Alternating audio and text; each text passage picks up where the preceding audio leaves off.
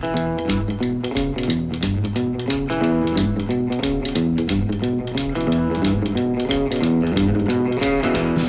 onda, mis letritas? ¿Cómo se encuentran el día de hoy? Yo muy emocionada por la entrevista que tenemos, que está increíble, como todas las que hemos tenido en este canal.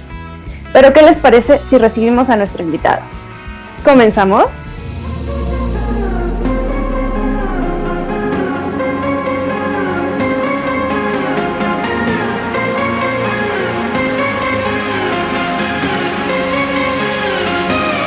Bienvenido, Helios. Muchísimas gracias. Hola, ¿cómo estás? Hola, muchísimas gracias por acompañarnos el día de hoy y por aceptar esta entrevista. ¿Cómo estás?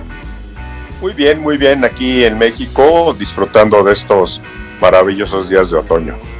Perfecto, Helios. Bienvenido a tu canal. ¿Y qué te parece si empezamos ahora sí que por el principio? ¿Cómo te llamas? ¿Cuántos años tienes? ¿De dónde eres? ¿Y a qué te dedicas actualmente? Ok, yo soy de México.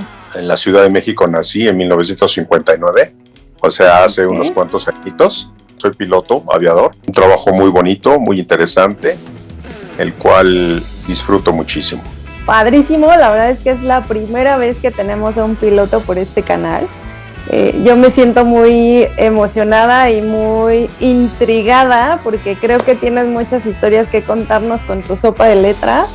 ¿Y qué te parece si comenzamos con la primera? Empecemos. R.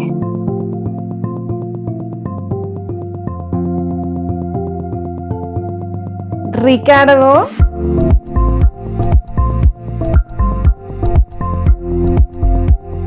Mi segundo nombre es Ricardo. Trabajo en el medio de la aviación como piloto. Un trabajo donde R de rápido es muy importante. En la aviación, por los costos, que es demasiado alto, cada minuto, cada segundo cuenta muchísimo. Porque la compañía aérea se puede considerar como un equipo que consta de distintos departamentos y todos estos departamentos tienen que estar en conjunto y hacer el trabajo lo más rápido que se pueda, pero siempre respetando lo que es la seguridad sobre todo y la eficiencia, para así evitar costos y que todo salga muy bien. Y claro, ¿verdad? En la aviación comercial los aviones son un poquito rápidos. Muy rápidos. No me imagino cómo es esta profesión. La verdad sí he tenido la oportunidad de entrar a cabina, en un vuelo con el capitán y demás, pero no, o sea, simplemente no me imagino como una profesión. Pero en este caso, para Ricardo, ¿qué es la aviación sentimentalmente? O sea, ¿qué representa para ti? ¿Qué sientes cuando te subes a un avión? ¿Qué sientes cuando estás en los controles y tienes esa responsabilidad en tus manos? Uno de los sueños que uno tiene cuando es niño es ser piloto, ¿no? Uh-huh. Son de las cosas que un niño desea. Y afortunadamente, con mucho trabajo, porque no es sencillo, es una profesión donde hay una competencia muy alta, donde uno tiene que tener habilidades, tiene que tener conocimiento y estar en el momento preciso, ¿no? En el cual se puede estar en el momento para poder ingresar a una línea aérea comercial, sobre todo, ¿no? Porque la aviación se divide en distintas fases. Hay una que es la aviación privada o ejecutiva, es igual de importante, pero también está la aviación comercial, que es donde los pasajeros se transportan. Hay otra sección que es la aviación de carga, está la aviación militar, en fin, ¿no? Hay varios sectores y bueno, como niño siempre quise tener la oportunidad de poderme subir a algún avión. Y bueno, la vida es muy curiosa porque mi papá trabajó en Iberia, no como piloto, sino como agente de ventas, y de ese modo nosotros tenemos la oportunidad de viajar desde muy niños. Tuve la oportunidad también de muy niño de meterme en una cabina, conocer a los pilotos, y luego la vida me llevó a conocer a otra persona que me impulsó para poder entrar en el medio de la aviación y así poder cumplir mi sueño. Ricardo siente muy contento, muy feliz de haber logrado esa meta y sobre todo porque la aviación comercial en México ha sido muy afectada durante todos estos años por la cuestión económica. Es una área de la economía donde si hay una devaluación se afecta muchísimo porque los costos son en monedas extranjeras. Si hay un terremoto también se afecta, si hay mal tiempo se afecta. En fin, es un área muy inestable. Yo tuve la oportunidad de entrar a trabajar, obviamente, primero en México, en Monterrey. Fue la primera línea aérea comercial, se llamaba Zaro.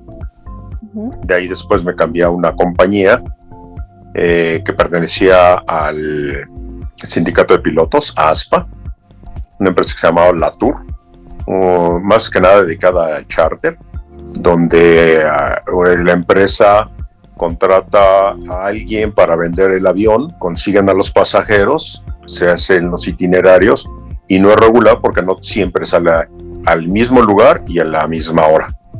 De allí tuve la oportunidad de trabajar a Taesa, una empresa que existió en México, en la cual yo trabajé durante 8 años. Me dio la oportunidad de convertirme en capitán porque cuando uno empieza uno como primer oficial o copiloto, como se le conoce. Al tener las horas de vuelo y la experiencia, puede uno ascender a capitán. Debido a problemas económicos, en fin, desapareció la empresa y ahí empezó mi tour internacional. Hay muy pocas empresas para la cantidad de gente que hay como pilotos. Entonces, en ese momento que se cierra la empresa, nos quedamos aproximadamente 300 pilotos sin trabajo. Y quedarnos sin trabajo, pues cada quien a pelear, luchar y ver a dónde uno podía ir a trabajar. Y así yo empecé a mandar mis documentos, mis papeles, mi currículum a distintos lugares. Afortunadamente en esa época, en el mundo, o más bien en México, empezamos a estar enterados y que uno podía trabajar allá. Mandé yo mis documentos en aquella época a Corea, a una empresa que se llama Asiana, y también mandé mis documentos a Panamá para Copa Airlines. Y afortunadamente fui aceptado en ambas empresas.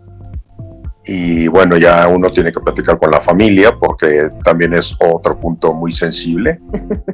La familia es algo que también en cierto momento se puede complicar porque no es sencillo mover hijos, esposa, en fin, ¿no? Todo lo que representa. Y mi esposa, afortunadamente, siempre me apoyó. Eso es algo muy grande, de veras. Y me dijo, bueno, de Corea, que está casi al otro lado del mundo, a Panamá, que es en Latinoamérica, y está a 3 horas y media de vuelo, pues intentemos en Panamá. Y así fue como fuimos a dar a Panamá. Cuando hay contratos a extranjeros, obviamente primero se le da, la prioridad siempre es al nacional, a la persona del lugar. Y cuando las empresas tienen crecimientos espontáneos, no se tiene a la gente preparada para cubrir las plazas, porque es muy complicado traer el avión y tienen el avión, pero no tienen a los capitanes sobre todo, porque los primeros oficiales siempre se empiezan a formar de 0 horas, o bueno, no de 0 horas, sino después de estudiar en las escuelas de aviación, las cuales dan una capacitación pero muy limitada. Tú sales con una licencia de piloto comercial con 200 horas de vuelo y realmente vuelas aviones pequeños. De allí es cuando las empresas aéreas toman a la gente y viene ya la preparación realmente importante, ¿no? Aviones jet y un sinnúmero de factores que tienen que cubrir las personas. Los primeros oficiales se forman así en todas partes del mundo, pero los capitanes pues sí necesitan horas de experiencia, necesitan tener ciertos requisitos para que puedan ser cubiertos. En ese momento Copa empieza a crecer, necesita pilotos extranjeros y es cuando yo llego allí y fui muy feliz con Copa. 6 años trabajé para ellos. Años muy agradables donde mi familia al principio cuesta mucho trabajo. La hija entrar a una escuela donde no conoce a nadie. La otra que era mayor ya no podía irse de México porque estaba entrando ya la secundaria, en fin. Afortunadamente todo salió muy bien y toda la familia estuvo muy contenta en Panamá hasta que llegó el momento en poder buscar otros horizontes, y de Panamá salté a la India y fui a dar a una empresa que se llama Jet Airways. Ahí estuve con ellos trabajando durante 3 años y luego de allí se acabaron. Los contratos en el extranjero por lo general no son indefinidos, son contratos con tiempo, ¿no? Porque las empresas cubren los requisitos al principio con los capitanes, pero los copilotos empiezan a tener experiencia y empiezan a subir a capitanes, y es cuando los extranjeros pues ya no estamos requeridos, ¿no? Y de la India me moví a un país muy bonito que es en Singapur. Yo trabajé en Singapore Airlines, una empresa catalogada de las primeras 3 en el mundo. Me refiero a servicio al pasajero, puntualidad, seguridad, beneficio para los empleados, en fin. Tuvimos la oportunidad de estar viviendo la familia en Singapur durante 5 años y luego de Singapur saltamos a Turquía, en Estambul, y de Estambul tuve una aventura también en Etiopía, volé para Ethiopian Airlines en África, y luego de todos esos años fuera en México, que fueron casi 20 años, decidí regresar a México, y en esa época Volaris me dio la oportunidad de entrar a trabajar con ellos durante 3 años, y bueno, el espíritu aventurero me volvió a surgir y me volví a ir a la India. Bueno, pues la India es un país difícil desde el punto de vista en limpieza, en idioma, en muchos factores, mucho tráfico, mucha gente, el segundo país más poblado del mundo, pero yo encontré en ese país gente muy amable, muy amable, gentil, que en Asia es complicado encontrarlo porque la cultura de los países asiáticos es muy distinta a la nuestra. Y en la India no, la India la gente es muy amable, les gusta mucho la fiesta, la música, y bueno, por la cuestión del SARS, del COVID, la aviación se vio muy afectada, y como se suspendieron muchos vuelos, se cancelaron rutas, nos avisaron que tenemos que estar por el momento en stand-by, en espera, hasta que se normalice todo. Uy, qué difícil. Es cuando te dicen, es que debes de quedarte en casa y no puedes salir porque si no te contagias, ¿no? Y te puedes morir.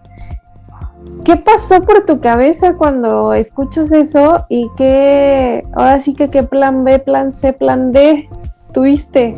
Una de las ventajas que tienes en la aviación es que son salarios buenos, remunerados, y en los cuales tú puedes tener capacidad de ahorro. Y como tú sabes que son trabajos muy inestables, son empresas en las cuales trabajas 3 años y cuando se termina el contrato no sabes a dónde vas a ir, si vas a tener trabajo inmediatamente, porque no es sencillo el poder obtener trabajo. Son muchísimos los requisitos, tanto el idioma, el inglés, se llevan categorías dentro de la aviación por la capacidad, por la cantidad de inglés que tú puedas hablar. También de eso, si la empresa te hacen entrevistas desde psicólogos, son entrevistas técnicas, se hacen exámenes en simuladores de vuelo. Eso es un sinnúmero de requisitos, y entonces uno está uno siempre con la cuestión de que pues puede uno quedarse sin trabajo en cualquier momento, y por eso uno siempre tiene que ser muy precavido, estar juntando dinero y estar siempre preparado para en cualquier momento tener un tiempo sin trabajo. Y por eso, bueno, ahorita me encuentro bien, debido a que he trabajado tiempo aquí en México. Antes de entrar como piloto, trabajé para Mexicana de Aviación en el aeropuerto, en lo que son los mostradores, ahí asignando asientos y checando el equipaje, todo eso, que con eso me sirvió para poder pagar mi carrera, que es muy cara.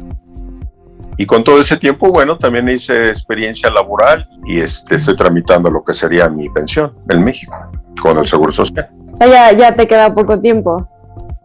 Sí. No, sí. Pero después de todo lo que has vivido, pues ¿qué te...? No, estoy así como con la boca abierta de todos los países en los que has estado, ¿no? Y en los que te ha dado la oportunidad de esta profesión de vivir, de conocer, de experimentar y sobre todo, como dices, o sea, lo más importante en esta historia que nos acabas de contar es la familia, porque la familia te apoyó al 100% y eso es admirable porque no cualquiera, no cualquiera lo hace.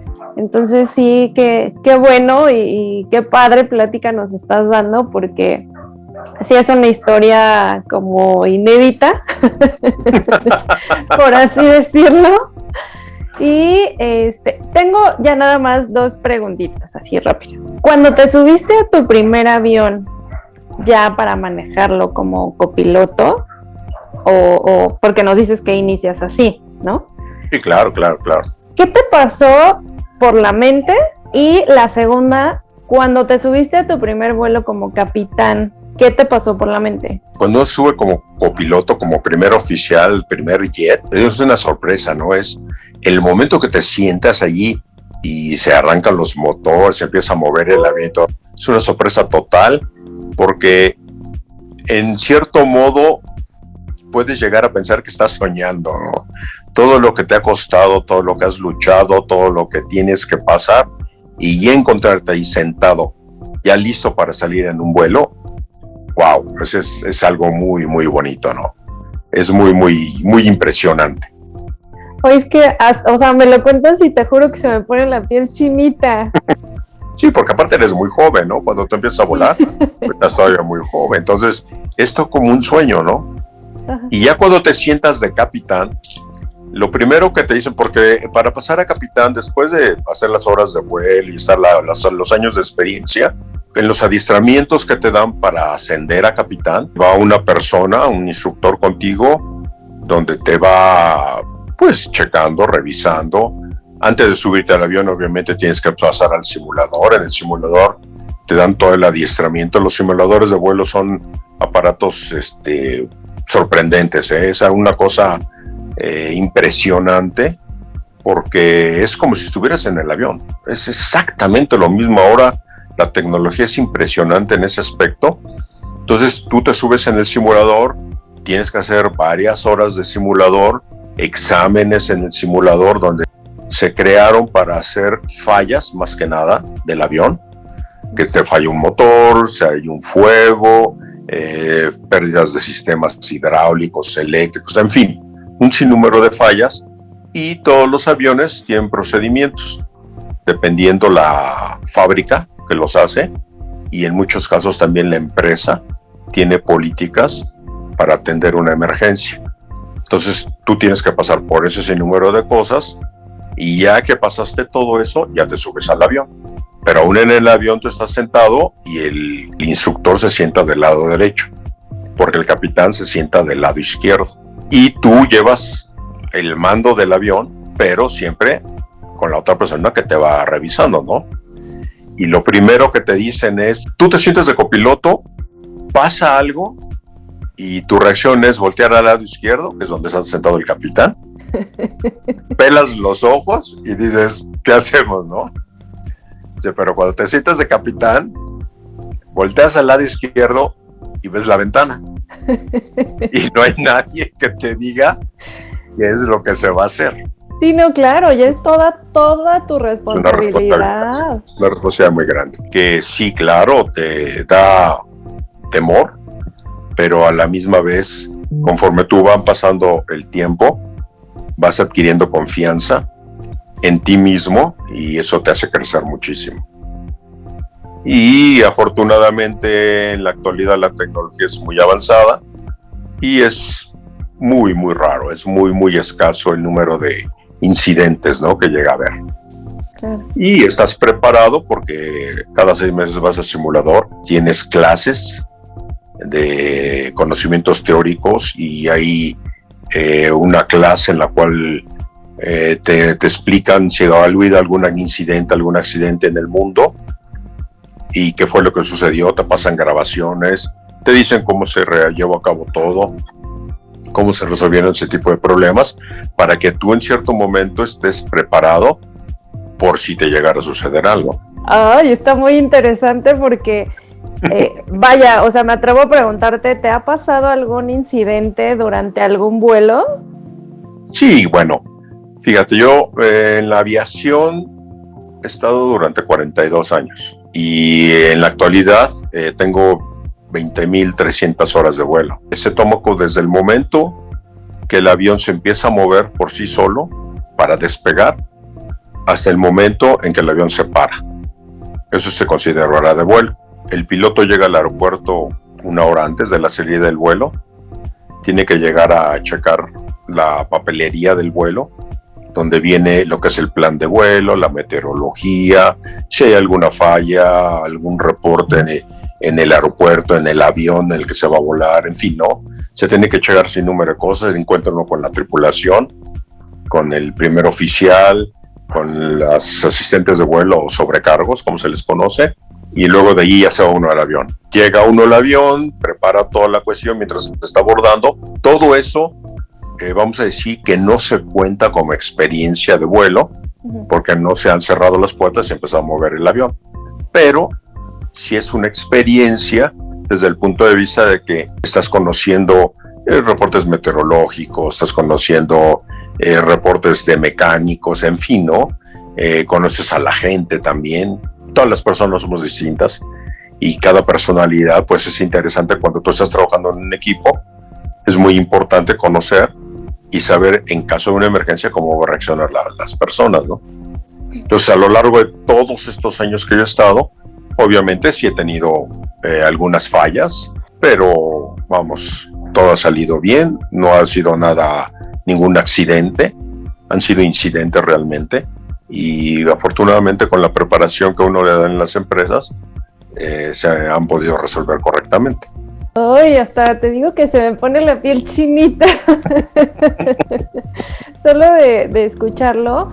Pero me da mucho gusto, Helios, esta entrevista, porque tú eres la primera persona con tanta experiencia laboral, o sea, de tantos años de estar en la profesión que quiso, en la profesión que soñó, en la profesión que quiso alcanzar. Y mira, o sea, mírate nada más, ¿no? ¿Dónde estás? Y dándome esta entrevista que está de verdad muy enriquecedora, porque no todas las letritas saben todo a lo que se enfrenta un piloto, ¿no?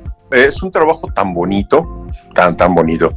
La mayoría de la gente que está trabajando como piloto es porque es un apasionado de la aviación. Esto me refiero porque así como es muy bella y de repente tienes unos amaneceres espectaculares o atardeceres o no sé, paisajes increíbles, nosotros le llamamos que nuestra oficina es la más bonita del mundo porque nadie tiene los mejores paisajes, ¿eh? No, sí, me queda muy claro.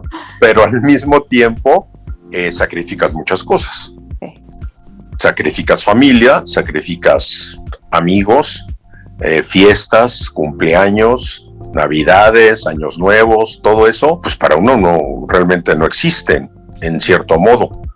Muchas veces te toca estar solo, o estás con la tripulación, se sacrifican muchas cosas. No, y muchísimas felicidades en verdad por esta carrera tan padre, y a mí me encantaría de verdad seguir platicando de todas estas experiencias, pero tenemos que pasar a otra letrita. Ok, adelante. V.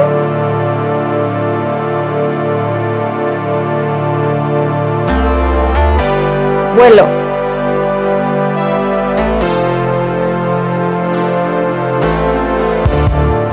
Yo el avión que llegué a volar, el avión más grande, Boeing 777, el peso máximo de despegue de 351 toneladas. Entonces un animalito de estos, ¿cómo es posible que se levante una cosa así, no? Sí, claro. Es demasiado, es mucho. Pero todo se basa en un simple efecto físico en el cual el diseño del ala del avión, porque los aviones, el 80% de la sustentación es por medio de las alas. Hay una corriente de aire que está pasando a través del ala, y por el diseño que tienen se hace una diferencia de presión, y esa diferencia de presión, que es por la velocidad del viento que está pasando, genera como una succión, y esa succión es la que hace que se levante el avión, y ahí empieza el vuelo. Inicialmente eso es lo que se hace, y ya después pues la velocidad del mismo avión, que empieza a tener menor resistencia por el contacto de la tierra con las llantas, empieza a acelerarse, y eso le facilita al avión a volar. Y dependiendo el tipo de avión, para qué se quiera el avión, porque hay aviones que están hechos para fumigar, por ejemplo. Esos aviones son pequeños, son muy maniobrables y están diseñados para fumigar campos de, no sé, de cultivo. O hay aviones de carga que no son muy rápidos, pero tienen una capacidad de carga espeluznante, ¿no? O los aviones de guerra, que son aviones no muy grandes, pero muy rápidos y fáciles de maniobrar. Para un piloto, ¿cómo es cuando se sienta en su lugar y empieza, bueno, antes de empezar a aprender todo lo de la cabina, los botones y todo lo que emana? Es que no sé cómo llamar. Las lucecitas. Los aviones, la gente dice manejar, pero realmente el avión se vuela. El día de hoy las líneas aéreas, te digo, es un equipo muy sofisticado, donde existen personas técnicamente preparadas hay ingenieros, hay mecánicos, hay programadores de tripulaciones, por ejemplo, que van a decidir cuántas personas se necesitan, porque hay vuelos cortos, por ejemplo, México-Acapulco, México-Guadalajara, las tripulaciones van y vienen y pueden hacer hasta 2, lo que se llama ida y vuelta, ¿no? Uh-huh. Vas México-Guadalajara, regresas y luego te vas a, no sé, Tijuana y regresas. Puedes hacer eso, y hay reglamentos, hay una reglamentación muy, muy específica para la aviación y para las jornadas de trabajo, por la fatiga que se va generando. Uh-huh. Entonces, todo ese tipo de regulaciones, hay personas especializadas en asignar tripulaciones. Hay vuelos más largos en los cuales no puede hacerse ida y vuelta, entonces el personal se tiene que quedar en el punto de destino. Y por ejemplo, en México-Chicago, esa tripulación se queda en Chicago a dormir, y hay otra tripulación que está allá que trae el avión de regreso. Okay. Entonces todo eso es muy, muy complicado, muy complicado el manejo de tripulaciones. Hay personas que se dedican a eso, hay otras personas, los meteorólogos, en los cuales se están viendo todas las condiciones meteorológicas para ver si el vuelo es factible o no es factible.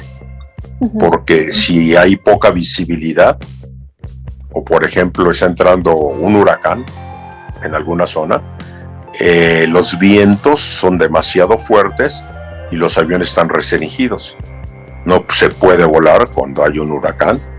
Uno, por la visibilidad que va a ser reducida por la lluvia, y otra, por el viento que hay. Entonces hay que saber si está llegando el huracán, a qué hora va a entrar a tierra, si va a afectar la zona. Hay zonas de niebla en aeropuertos. Si hay zona de niebla, no se puede operar. En fin, hay personas especializadas para analizar todo eso, y toda esa información el piloto, antes de entrar al avión, donde recibe la papelería, la está estudiando, la está analizando, y claro que el piloto tiene la responsabilidad de decir si se puede hacer el vuelo o no se puede hacer el vuelo, pero siempre está asesorado y siempre tiene el soporte de todo este personal, ¿no? Técnico. Igual los mecánicos, cada vez que llega el avión a tierra, se revisa el avión, hay una bitácora en la cual el piloto que tuvo el vuelo reporta si tuvo algún incidente o si tuvo algún problema, alguna luz, alguna falla en la computadora, y los mecánicos atienden ese tipo de cosas. Y también el mecánico, hay manuales de los constructores en los cuales dicen si se puede o no se puede hacer el vuelo. El piloto también tiene que estar enterado, también está capacitado para decidir si es posible o no es posible. La ley también marca en ese aspecto. Y ya una vez que tienes todo eso bien y que ya estás listo y dices, bueno, sí podemos hacer el vuelo, vámonos. Se inicia el vuelo y entonces entras en contacto con otro personal muy, muy especializado, que son los controladores de tráfico aéreo. Okay. Los controladores de tráfico aéreo, hay unos que se llama terrestre. Todos los aviones que andan caminando en la tierra, en el aeropuerto, hay una persona que está especializada para estarlos guiando. Hay otra persona que está en la torre de control. La torre de control está indicada para autorizar el despegue y el aterrizaje. Okay. En la torre de control, normalmente un avión no tiene unas 10 millas de lo que es el aeropuerto, que es un área muy pequeña realmente, porque 10 millas en un avión jet es muy corta la distancia. Es lo que maneja la torre de control. Y de ahí se pasa a otra sección, que ya son las salidas. Hay un centro que no es realmente en la torre de control. Puede ser una oficina cerrada, oscura, donde están las pantallas de radar, donde estas personas están indicando las llegadas, las salidas, y luego en ruta también radares de ruta. Uh-huh. Cuando hay vuelos muy largos, por ejemplo, que cruzas el Atlántico, ahí ya hay otros sistemas de control de tráfico aéreo, donde tú ya no estás realmente, a veces no estás en contacto con radio, con el controlador, sino es ahora, en la última tecnología, es por medio de mensajes de texto, como WhatsApp, más o menos, pero otro nombrecito que tiene, en el cual tú estás diciendo, estoy en tal lugar, voy a tal velocidad, y te están controlando para que no haya accidentes, no choquen los aviones. Tú metes un plan de vuelo. El plan de vuelo habla de, yo quiero salir a Guadalajara a las 8 de la mañana, pero si hay 10 aviones que van a salir a Guadalajara a las 8 de la mañana, no se puede. Entonces tiene que haber una separación. Entonces hay líneas aéreas que salen a las 8, otro saldrá a las 8 con 3 minutos, otro a las 8 con 6 minutos, en fin, para estar todo organizando. Oye, pues sí es una chambototota, ¿no? Es una área de la economía muy, muy sofisticada, muy importante, porque en la actualidad es tan importante como puedes transportar órganos humanos que se necesitan en un hospital, corazón, pulmones o operaciones muy delicadas en las cuales se tienen que traer órganos de distintas partes, y todo eso hay aviones especializados. Hay aviones ambulancia también.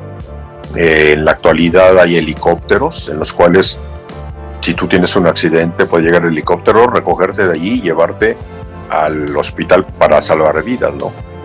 Okay. O la carga, que es muy, muy importante para todos, porque si tú quieres el día de mañana tener tu automóvil en perfectas condiciones y la parte se fabricó en Alemania, pues tienen que traerlo. Normalmente se utiliza el barco, pero cuando son cosas esenciales, emergentes, de urgencia, se utilizan los aviones, y hay aviones cargueros. Okay. Aviones que traen todo eso, ¿no? No, pues toda una gama impresionante, pero... Sí, pero a ver, o sea, ya después de planear tu vuelo abajo y de estar con toda esta tripulación abajo, con la tripulación arriba, o sea, que vas cambiando, y ya que tienes tu vuelo, ya que te sentaste, yo, por ejemplo, cuando hacía un examen, yo decía, ay, Diosito, ay, por favor, que pase el examen, yo estudié, yo de verdad, sí, yo estoy segura de mí misma. ¿Qué hace Ricardo? O sea, ¿a quién le pides o qué piensas o qué pasa? Bueno, mira, te digo, tú tienes un entrenamiento muy, muy sofisticado, muy bueno, en el cual cuando tú te sientas en el avión, obviamente siempre estás diciendo, bueno, que no pase nada, ¿no? Sí. Invocas a todos los dioses o todas las fuerzas que no te vaya a pasar nada, que no vaya a suceder nada, pero a la misma vez, pues tienes la confianza de que estás preparado para poder realizarlo, ¿no? Entonces, cuando tú ya estás sentado y prendes los motores del avión, se empieza a mover el avión para despegar, empiezas a disfrutarlo, ¿no? Empiezas a tener el gusto de por qué estás sentado allí. Y mucha gente a veces me ha preguntado, ¿y no te da miedo? No, no es miedo. Y te dicen, bueno, ¿y no te pones a pensar en toda la gente que viene atrás? Niños, ancianos, familias, lo que sea. No, porque mientras tú estés bien, el resto de la gente está bien. Y tienes la confianza y la seguridad de que tienes los conocimientos para poder llevar. Una de las partes muy importantes es el criterio que debes de aplicar.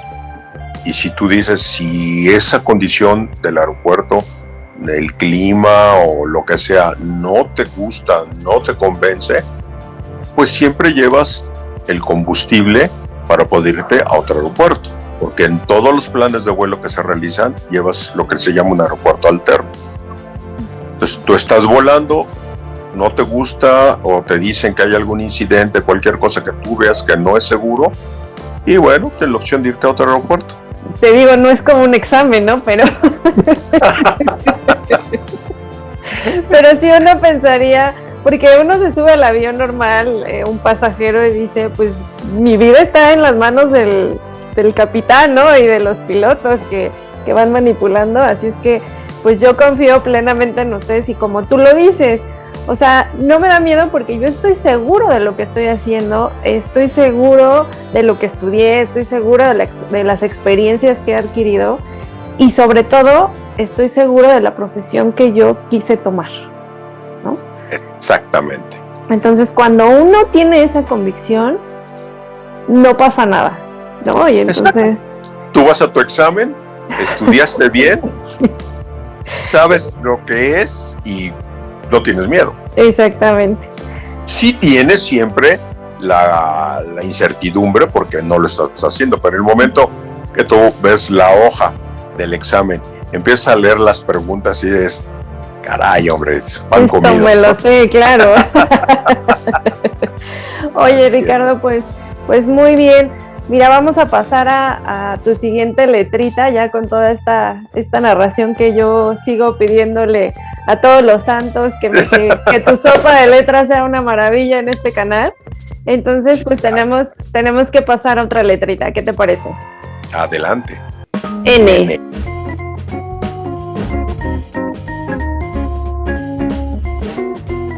Niño.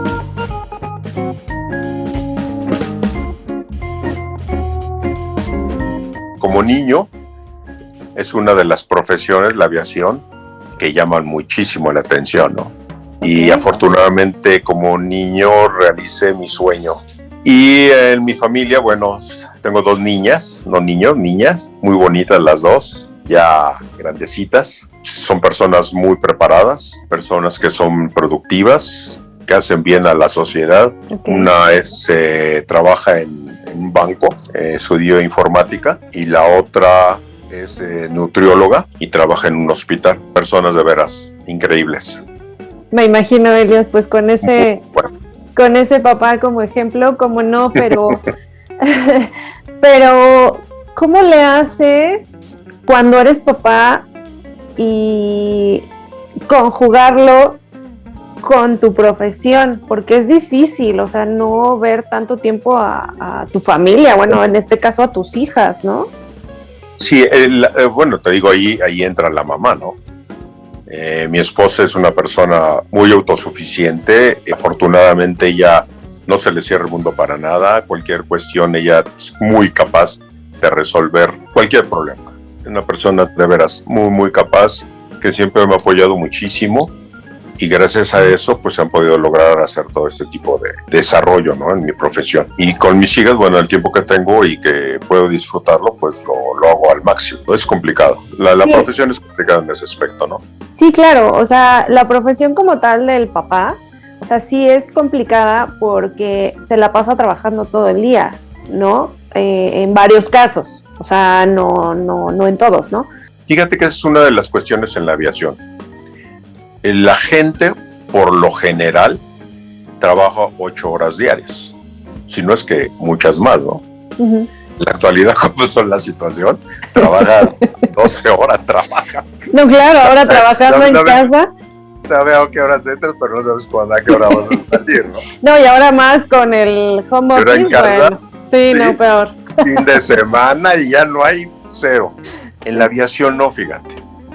En la aviación te puede tocar un vuelo cortito, 4 horas, y el resto estás en casa. No tienes que trabajar todos los días. trabajas a lo mejor los fines de semana, pero igual no trabajas los fines de semana, entonces tienes tiempo entre semana, cuando una gente normalmente está trabajando. Es un trabajo muy dinámico, que tú puedes estar trabajando, puedes trabajar de noche y tener todo el día libre, ¿me entiendes? Entonces es un trabajo en el cual no necesariamente tienes que trabajar 8 horas.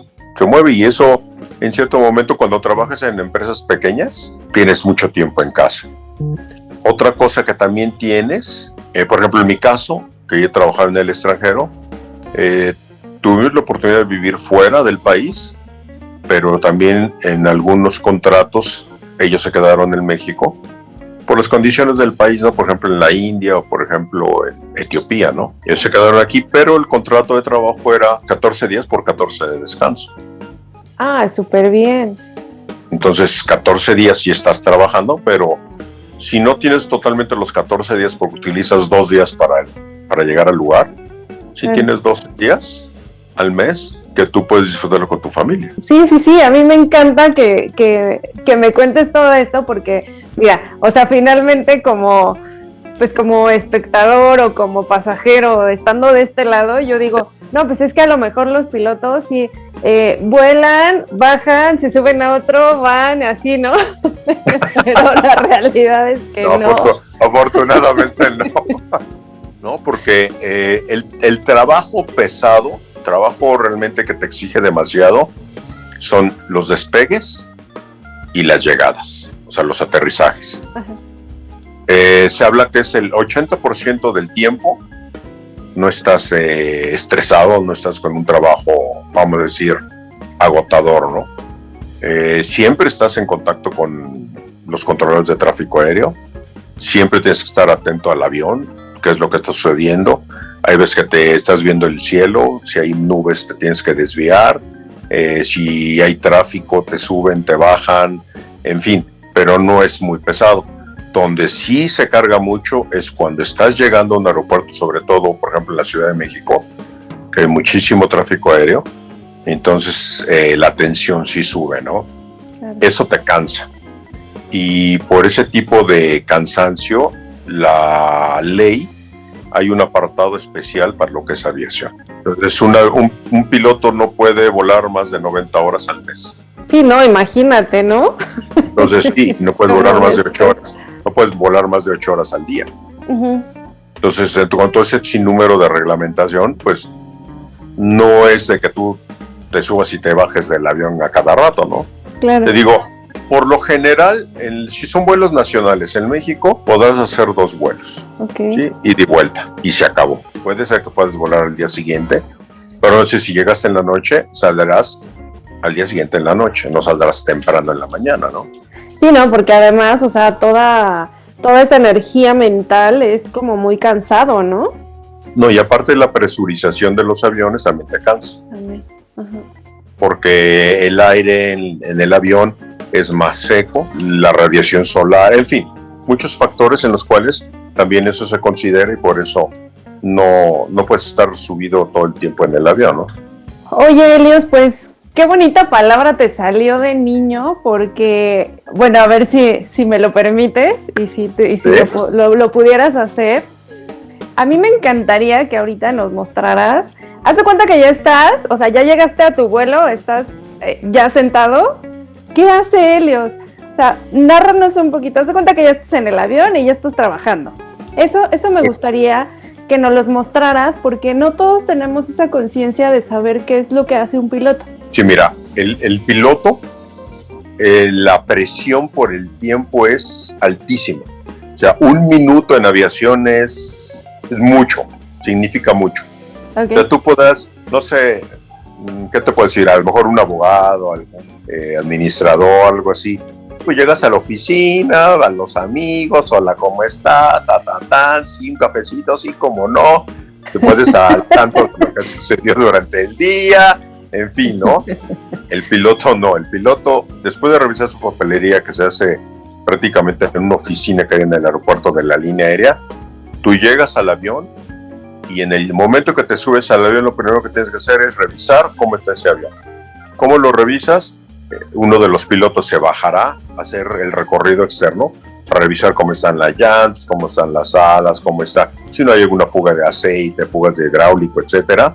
Y el otro piloto se quedará en la cabina checando la papelería del avión, la bitácora de vuelo, si hay algún reporte, si en el anterior vuelo tuvieron algún problema, si fue que hubo algún problema, si el mecánico la atendió o la está atendiendo en ese momento, y están los sobrecargos, que están viendo si están subiendo los alimentos para los pasajeros, si los chalecos salvavidas están todos completos, si las botellas de oxígeno, si todo lo que debe estar correcto dentro del avión está correcto, y eso se lo tienen que reportar al capitán.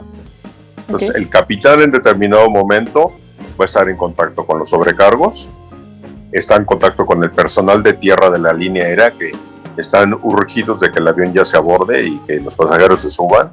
Estará el mecánico también viendo si la bitácora, si tuvieron que ponerle aceite al avión, si no le tuvieron que poner. Entonces también está en contacto con el mecánico, con el otro piloto, también revisando, porque ahora los aviones son muy modernos y son computadoras. Entonces todo el plan de vuelo que tú traes en el papel lo vas a tener que ingresar en la computadora del avión para que el piloto automático lleve a cabo todo lo que está puesto en el plan de vuelo. El piloto que se queda arriba del avión se va a ingresar el plan de vuelo en la computadora del avión. Cuando el piloto que se fue a dar la vuelta a recoger el avión y ver que está todo bien, sube al avión, le comenta al otro piloto si encontró algo, si todo está bien, se sienta y entonces empieza a revisar entre los dos lo que se metió en la computadora para evitar algún error. ¿Cómo es esa revisión? O sea, porque no sé, me lo imagino, haz de cuenta, Abby, ¿no? Antes de una entrevista, a ver, necesito poner la iluminación, necesito prender la computadora, necesito conectar la extensión, ahora cuánta pila me queda, ahora cómo me voy a acomodar, el espacio, la toma, así me gustaría que me lo contaras. La industria de la aviación tiene una cuestión que se llama CRM, que es una comunicación entre la tripulación, entre el piloto con el mecánico y con el personal de despacho del avión de la línea aérea. ¿Qué es este CRM? Todo se comenta, todo se pregunta, todo se platica y todo se da una opinión, o se da una observación, y la persona que toma la decisión es el capitán. Y llega el otro piloto que dio la vuelta, se sube, se sienta, y entonces, bueno, hay un orden siempre. Siempre hay, y cada línea aérea tiene sus propias especificaciones, sus propias políticas, su técnica de vuelo. Entonces, llegará el otro piloto. Puede ser que en algunas líneas aéreas el que siempre hace la inspección exterior es el primer oficial. En otras, el capitán, si el copiloto también va a volar. Entonces, normalmente se hace un tramo, lo hace el capitán, otro tramo lo hace el primer oficial. Si el piloto que va a volar es el primer oficial, el capitán se baja a dar la revisión y el primer oficial es el que ingresa los datos en la computadora. Al final, los dos deben de estar de acuerdo en lo que se puso. Vamos a decir, se pone la pantalla de la computadora y dice, ok, hoy hicimos el vuelo 425 de México a Acapulco, y las condiciones de la computadora están correctas. Se checa la fecha en la cual está válida la data de la computadora. Se pregunta al centro de control de tráfico aéreo, se le pregunta si ya tienen ellos el plan de vuelo a la torre de control. Entonces la torre dice, sí, ya tengo su plan de vuelo.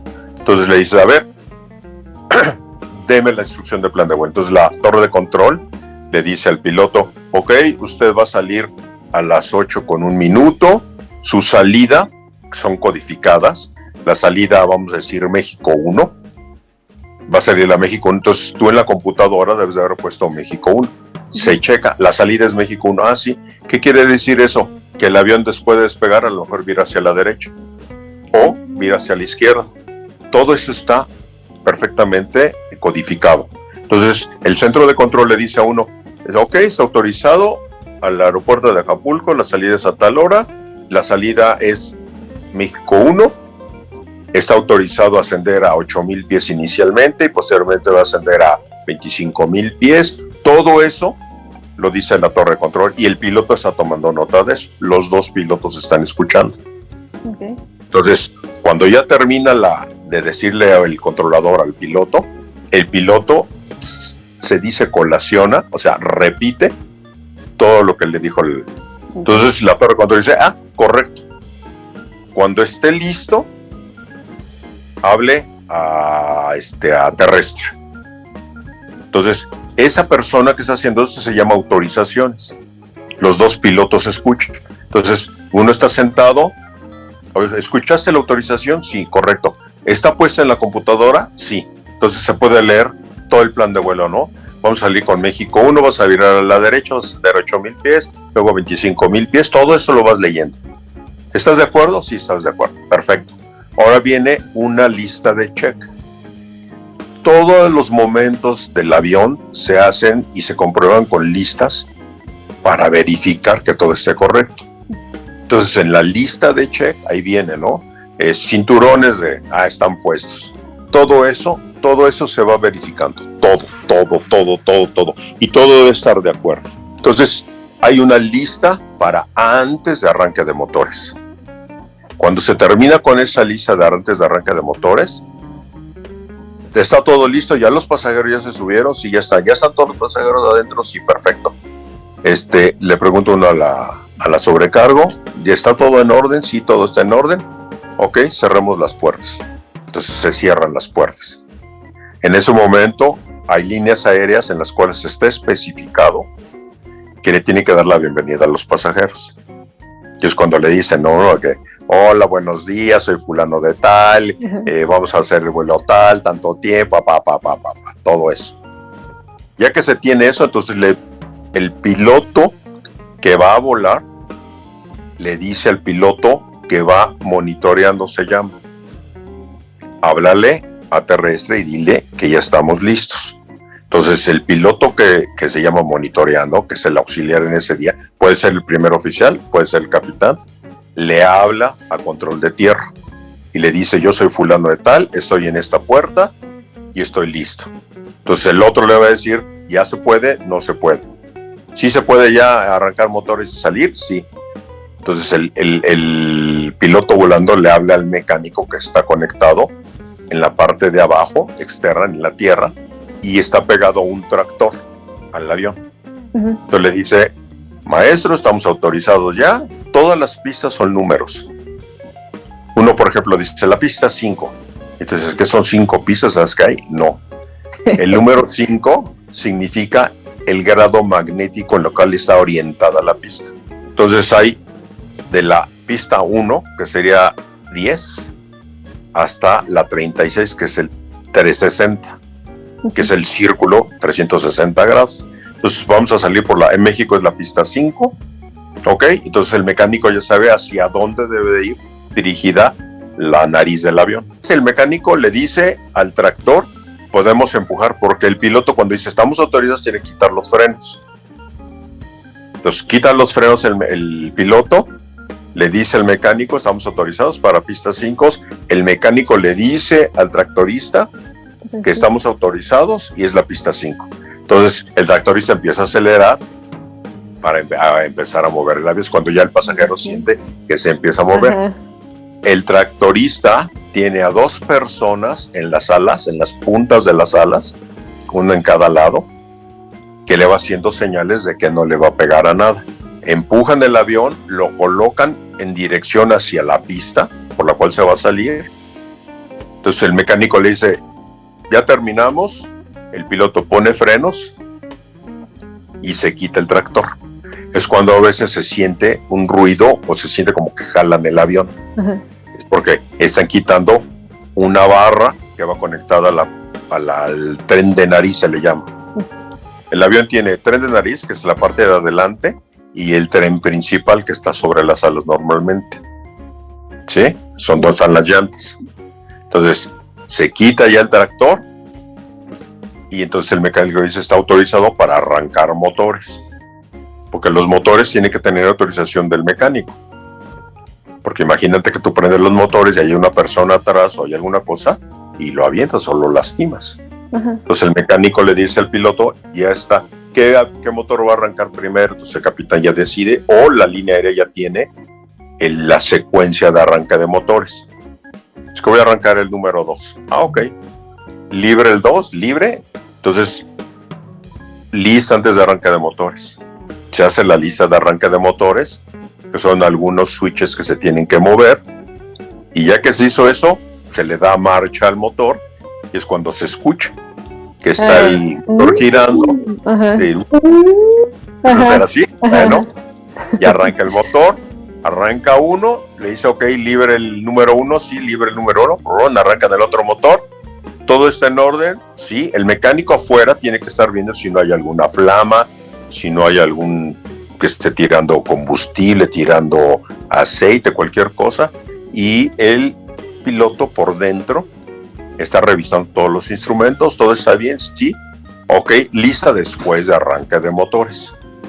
Despiden al mecánico para que se desconecte y se vaya, se hace la lista después de arranque de motor, todo está en orden, si todo está bien, ok, pide la autorización para empezar a caminar.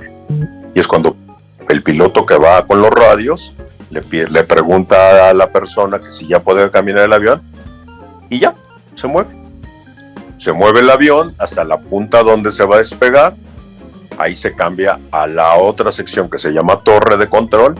La torre de control le autoriza el despegue, se mete a la pista, despega el avión y luego ya se cambia a los distintos centros de control de tráfico aéreo. El piloto, hay veces que el piloto dice, no, voy a volarlo manualmente el avión. Y se vuela manualmente durante un tiempo. Hay otros que por técnica de la compañía dicen, no, a tanta altura puedes conectar el piloto automático. Entonces ya se despegó, ok, piloto automático se pone y uno lo que va haciendo va revisando que el piloto automático, lo que trae información en la computadora, sea de acuerdo a lo que se debió de haber puesto en tierra, ¿no?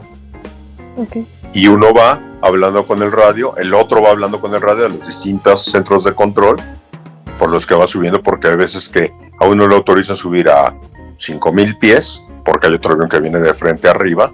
Ya que pasa el otro avión, pues ya te autorizan a subir al nivel de vuelo que vas a andar, ¿no? Ok. Y así es la cuestión en el vuelo. Hay que llenar papelería también del vuelo. Hay que hablarle a la compañía también. O sea, no es como que pongas el piloto automático y vayas... Y ya me pongo a hacer... No, porque vas llenando una papelería, vas hablando con el centro de control, llega un momento que el avión sube, se queda ya estabilizado y ahí es donde se relaja, ¿no?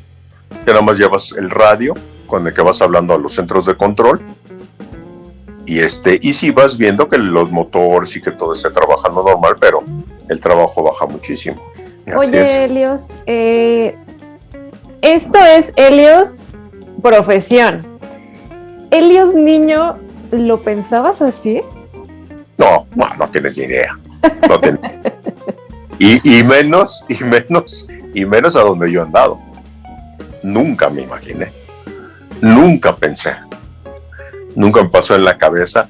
Tú, como niño, tú ves un avión, ay, mira qué bonito, ¿no? O si tienes la oportunidad de ver una cabina, pues ves, ay, mira cuántos botoncitos, ¿no? Y te sorprende y ya. Pero todo lo que implica la profesión es... No tienes idea. Porque cada 6 meses tienes que estar estudiando. Cada 6 meses tienes que preparar tanto para un examen médico, porque cada 6 meses es el examen médico. Te están revisando tu condición física, como cada 6 meses vas al simulador y tienes que estar estudiando todo el sinnúmero de fallas y de cuestiones técnicas. O sea, es una profesión que estás constantemente. No es de que ya terminé, ya, adiós, no, se acabó, ya no vuelvo a hacer. No.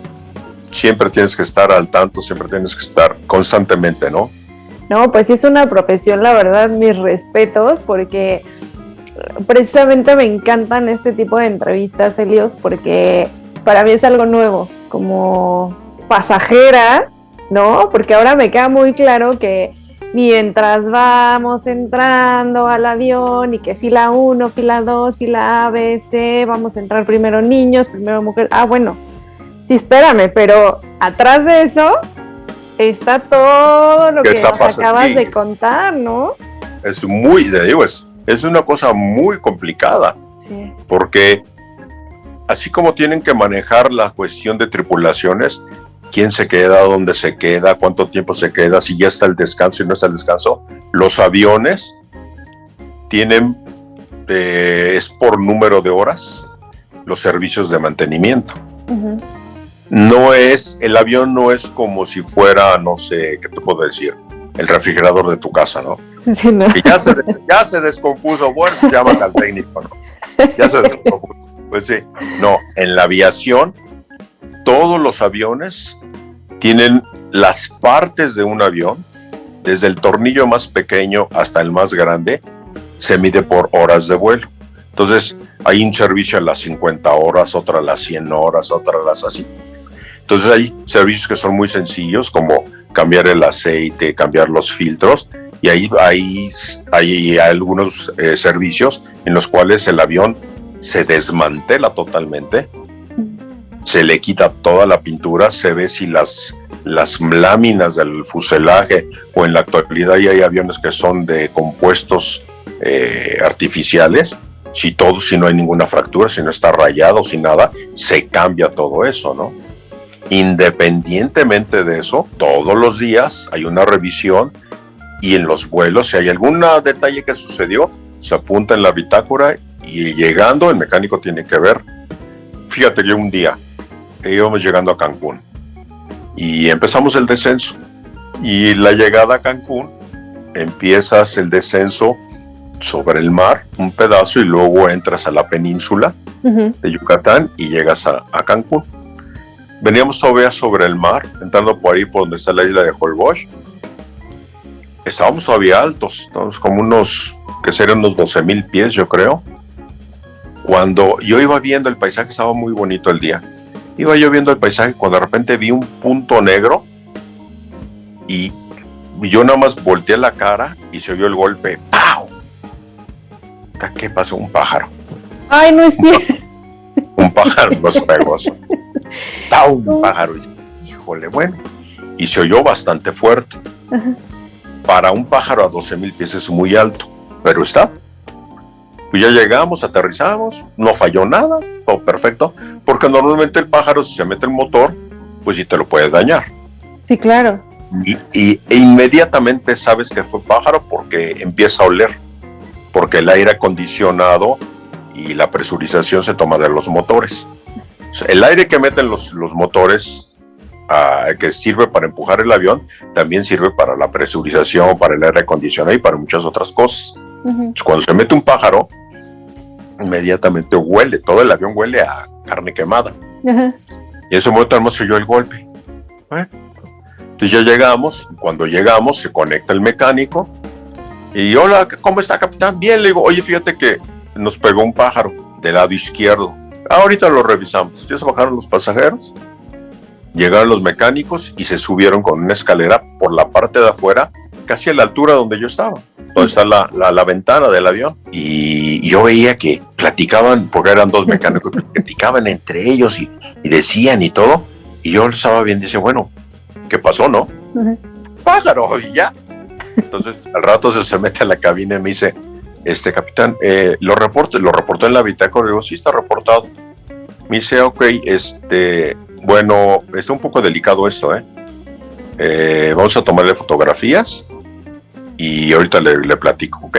Y a que aborden los pasajeros, no, espérese. Pues ahí estuvimos, espere, que al rato ya llegaron y no sabe qué, capitán, ya tomaron las fotografías del golpe, ya me las enseñaron, y dice, las fotografías se mandaron a México, porque México era la base y es donde tienen gente con otra experiencia, y México dijo que pues no podían tomar la decisión. Bueno, las fotografías fueron a dar a Airbus, pero y Airbus dijo, no puede salir el avión.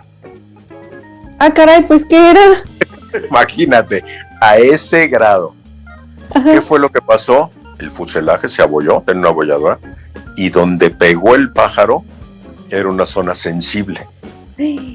Sensible se refiere a que hay, se hacen como hace cuenta que le llaman costillas, se hace una estructura primero y luego sobre eso se forra el fuselaje. Bueno, el pájaro pegó en una zona donde estaba delicada la situación. Tuvimos que cambiar de avión. Sí, claro. Tuvimos que cambiar de avión. El avión se quedó allí tirado. O sea, cosas así. De una cosa que tú crees que es algo sencillo. Sí, o sea, un pajarito se pegó y ya, ¿no? Pajarito y punto. Y no, sí, lastimó bastante de donde fue el golpe, porque hay veces que pegan en algún otro lado. Está la abolladura, se mide la profundidad de lo que se dañó, y entonces hay unos libros, el mantenimiento, donde dice, en la parte fulana de tal, puede haber una abolladura de 1 centímetro, de 5 milímetros, de lo que sea, no hay problema, y el avión puede seguir volando. Y en el servicio X se va a cambiar esa parte. Hay otras que se ponen unas como cintas plateadas, que están autorizadas, donde el avión puede seguir volando con eso durante, no sé, 50 horas, ¿me entiendes? O sea, todo está perfectamente diseñado y estipulado para cuidando siempre la seguridad. Por eso la aviación es el medio más seguro de transporte que existe.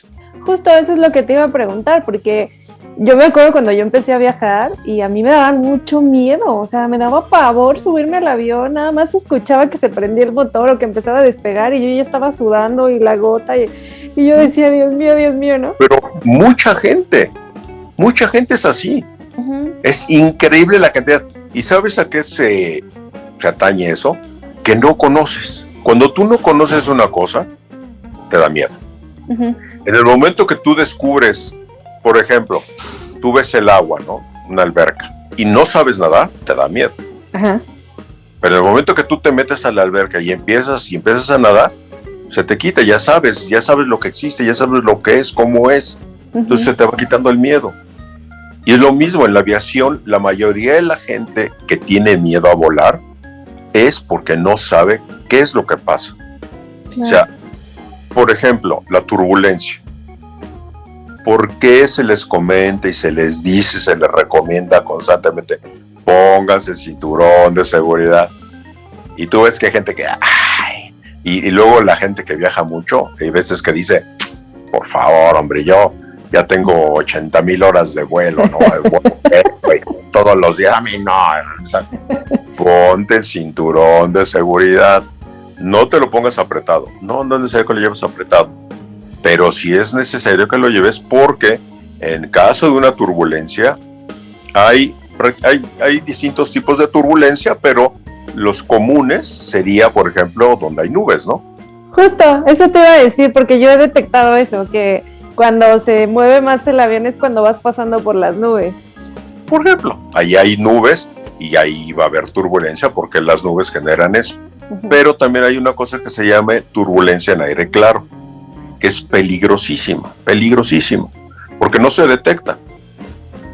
Tú vas en un cielo totalmente despejado y de repente ha habido aviones que bajan 15, 20 mil pies, ¿eh? Wow. O sea, se cae el avión prácticamente. Y en el momento que entra en eso, hay una zona de ingravidez en la cual tú quedas flotando. El avión baja, pero tú no bajas con el avión. Hay un momento que tú te quedas como suspendida en la ingravidez, flotando, y entonces te puedes llegar a golpear con el techo del avión. Te caes del asiento y te fracturas una pierna. Por eso es importante traer el cinturón, porque nunca se sabe en qué momento va a haber la turbulencia. Como piloto puedes tener cierta experiencia y saber dónde puedes encontrarlo, o hay otros pilotos que están reportando, ¿me entiendes? Hay reportes que dicen, a nivel 35, en tal punto hay turbulencia. Entonces, si yo estoy cerca de esta zona, pues espero tener turbulencia, ¿no? Pero hay momentos en los cuales no hay nadie, el cielo está despejado y te toca una cosa de estas. Claro. Y no hay ningún instrumento que te lo indique. Pues Elios, confiamos plenamente en ti, que esto, que este es un medio muy seguro, y entonces mis letritas, tranquilos, o sea, si van a viajar en avión, no se preocupen, todo está bajo control. No pasa. La turbulencia más grave y más peligrosa es cerca de la Tierra. Arriba no pasa nada. Ok. No, pues padrísimo, Elios, muchísimas gracias por compartirnos todo este universo que desconocemos, porque al final del día lo desconocemos hasta que uno no dice, bueno, lo voy a estudiar, ¿no? Digo, a mí se me hace muy interesante todo esto que nos cuentas, sobre todo la seguridad, porque yo ya estoy tranquila. No, de veras, hay que tener mucha confianza. La gente que se dedica a esto es muy preparada en todos los aspectos, en todas las áreas que hay. Hay cursos, hay psiquiatras especializados en aviación, hay médicos de aviación que atienden específicamente efectos que suceden sobre el organismo en las personas, y hay muchos técnicos y muy, muy capaces, de veras. Súper, Elios, pues maravilloso, me encanta toda tu sopa de letras. Y pues bueno, tenemos que pasar a nuestra siguiente letrita. Adelante. M.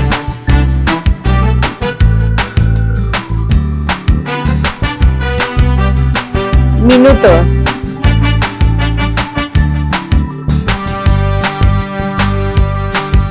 El tiempo es importantísimo.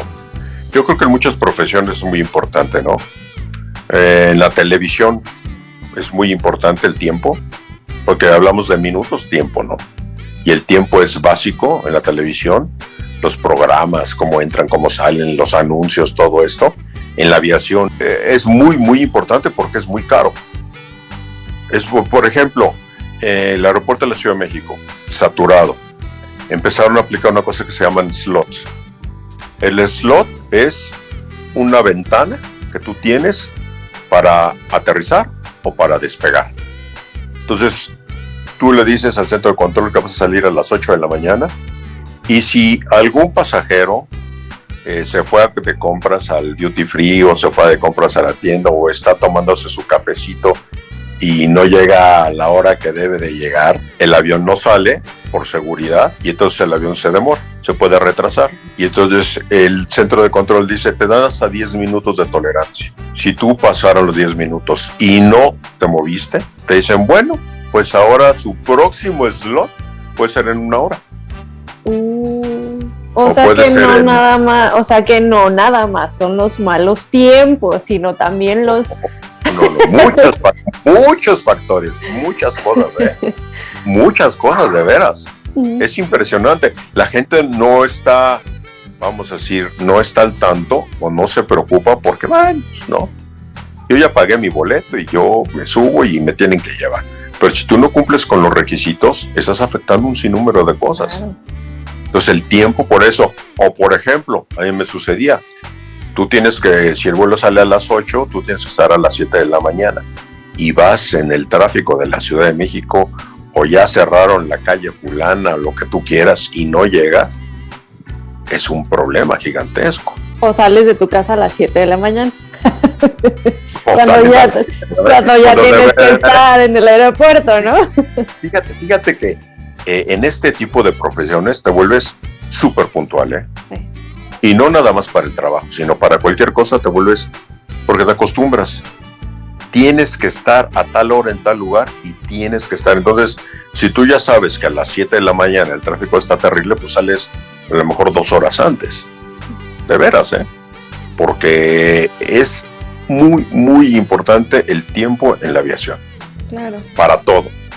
El tiempo del avión que está volando, el tiempo que se gastó de combustible, el tiempo que tiene que estar el pasajero, o todo eso es muy, muy importante, porque todo tiene que trabajar como relojito para que funcione.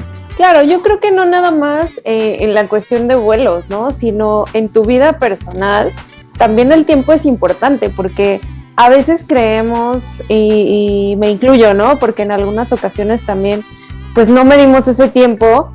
No sé, un ejemplo, quedamos de vernos con alguien y tú llegas tarde y entonces es el tiempo de la otra persona, ¿no? Y ya estás jugando con el tiempo de ella o de él, ¿no? Exactamente. Entonces, más bien hay que ver primero hacia nosotros y decir, bueno, si a mí no me gustaría que me lo hicieran, pues tengo que respetar un tiempo, ¿no? Y yo creo que el tiempo en la vida es indispensable.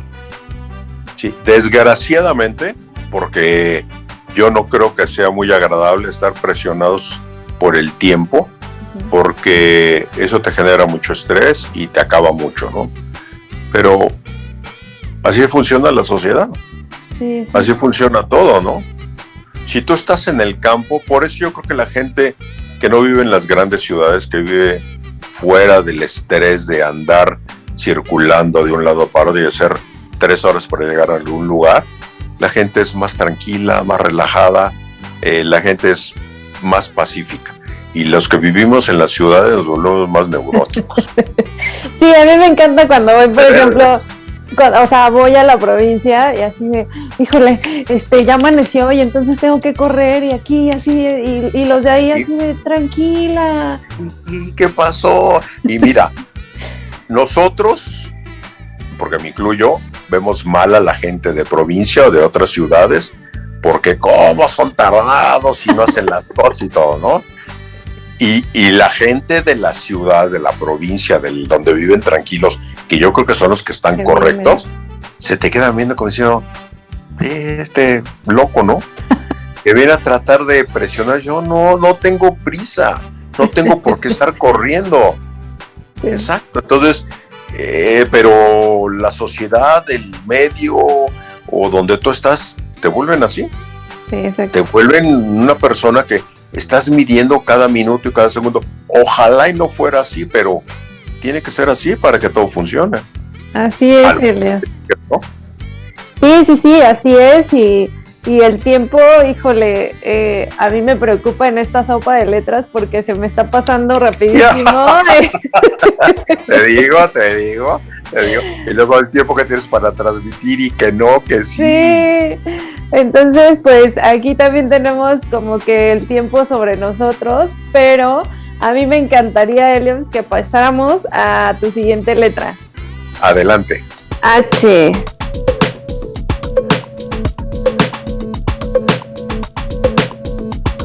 Elios.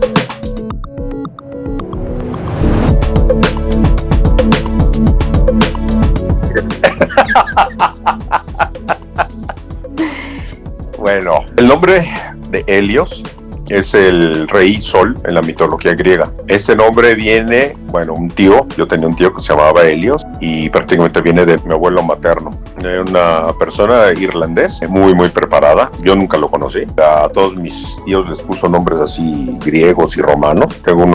Tenía, porque ya fallecieron, pero uno se llamaba Graco, otro Virgilio, otro Argos y mi tío Helios. Entonces de ahí viene el nombre en la mitología griega. Muy contento de tener ese nombre porque no es un nombre común. No. Y entonces, pues en cierto modo desde chiquito en la escuela y en todo, pues siempre te identifican mucho, ¿no? Si haces cosas buenas o si haces cosas malas, pero siempre estás identificado. Sí, claro, siempre te identifican como el nombre raro, ¿no? El nombre raro. El nombre raro, el que no se escucha tan común, el por qué te pusieron ese nombre, ¿no? Ya cuando eres adulto dices, pues qué padre porque sí tiene historia, ¿no? Y por otro lado, a veces complicado porque al llenar documentos o papeles oficiales o algo, siempre es una batalla, porque te ponen Eliud, Elliot, Elías, entonces sí, medio complicado, pero bien. Ya vas por un café, ¿no? Y así de su nombre, Helios, ¿etos? Ya, te puedes si no es importante, no importa, ¿no? Ya que póngalo como quieras. Pero cuando son documentos y todo que tienes que llenar y que tienes muy importante que esté bien, entonces es cuando dices, bueno. Y luego imagínate, mi primer nombre Helios, ¿no? Segundo Ricardo, normal. Buen día, todo junto, porque te ponen buen día, ¿no? No, todo junto. Y el segundo apellido Farrell, entonces el Farrell es con 2 R's y 2 L's. Y tú decías, híjole, caray, el hombre. Luego la calle donde vivía era media complicadona. Entonces también eso era un drama, dar la información a la gente. Sí, es bien chistoso porque, bueno, la gente que tenemos 2, 3 nombres es como, ¿por qué mis papás nada más no me pusieron 1 o 2, no? Pero, porque sí conozco a gente que de repente así, es que tengo 5 nombres y tú, ¿qué? ¿No? Ahora imagínate, en el extranjero utilizan un apellido y un nombre. Entonces cuando tienes que llenar formatos o te preguntan cómo te llamas y les dices todo eso, ¿qué es eso, no? O sea, como 4 nombres. No están acostumbrados. Cuando uno les explica, no, es que en mi país se utiliza el nombre también de la mamá. Entonces, caray, qué interesante. Sí, digo, porque pues la mamá, tú sí sabes quién es tu mamá. Tu papá, bueno, tienes confianza que haya sido, ¿no? Sí, claro. Oye, Helios, pues sí es un nombre muy complejo, muy distinto, muy bonito, porque pues no cualquiera lo tiene, ¿no? Sí, claro. A mí me gusta. Oye, y Helios, ¿quién es? Platícanos un poquito de ti personalmente. Helios, bueno, mexicano, a mucha honra. Yo nací aquí en la Ciudad de México. Mi mamá de familia del norte, de Sonora, y por parte de mi abuela y mi abuelo, bueno, que era extranjero, ¿no? Por parte de mi papá, de la Ciudad de México. Y yo sí crecí en una unidad del Seguro Social en el sur de la ciudad, en la Unidad de Independencia, que en aquella época era una unidad habitacional muy bonita, muy, muy bonita. Okay. La ciudad era muchísimo más pequeña, obviamente. Nosotros vivíamos en un área prácticamente, pues como campestre, porque esta unidad del Seguro Social estaba aislada de todo. Yo me acuerdo, fíjate, cuando estaban poniendo los monumentos que pusieron para las Olimpiadas, que sobre el periférico pusieron, yo me acuerdo que los ponían allí y no había casi coches. Está muy cerca de ahí una calle que se llama Contreras o San Jerónimo, ajá, que también era un cerro prácticamente. Yo en la unidad de esta habitacional teníamos todo, teníamos cine, teatro, supermercado, escuelas, deportivo. Entonces prácticamente no salíamos de aquí. Tengo un hermano mayor y una hermana menor y vivíamos muy muy felices, muy muy contentos, y con el tiempo desgraciadamente se fue echando a perder todo eso y bueno, la ciudad creció demasiado y ya ves, ¿no? Ahora el caos que... Oye, y Helios, ¿qué te gusta? ¿Pasatiempos? ¿Música? Me gusta la natación. ¿La qué, perdón? La natación. Okay. Me gusta caminar, más que correr, nada, me gusta mucho caminar. La historia, estudié licenciatura en historia también. Okay. Me gusta leer, por lo tanto. Me gusta la música de todo tipo. Bueno, banda no mucho, que digamos. Reggaetón. O sea, no te gusta el brinquito. El reggaetón también como que no es de mi época, ¿no? Pero sí, la música me gusta la música. Fuera un poquito de tu profesión, nos estás dando a conocer quién eres, qué te gusta, y por lo que me platicas, creo que te gusta mucho disfrutar estos tiempos donde no viajas, donde no estás retirado de la familia, te gusta disfrutar con ellos. Sí, me gusta mucho estar con mi familia, y por la historia, me gusta mucho la historia. Entonces con la historia me ha agradado mucho porque lo he compaginado con los vuelos, fíjate. Una de las ciudades que más me han gustado a lo largo de las que yo he conocido es Estambul. Es un sueño, ¿no? Es un viaje al pasado y en un lugar muy, muy bonito. Muy, muy bonito. Entonces, la historia me ha ayudado mucho también a conocer, y me interesa mucho saber platicar con la gente. Las tradiciones, las costumbres, la comida. Me gusta la comida, pruebo de todo. De todo. He comido cosas que a veces ni sé qué es, pero me agrada mucho. Ok, Elios, pues muchísimas gracias por compartirnos un poquito de esta parte muy íntima de tu personalidad. Y pues, ¿qué te parece si pasamos a la que sigue? A la que sigue, vamos.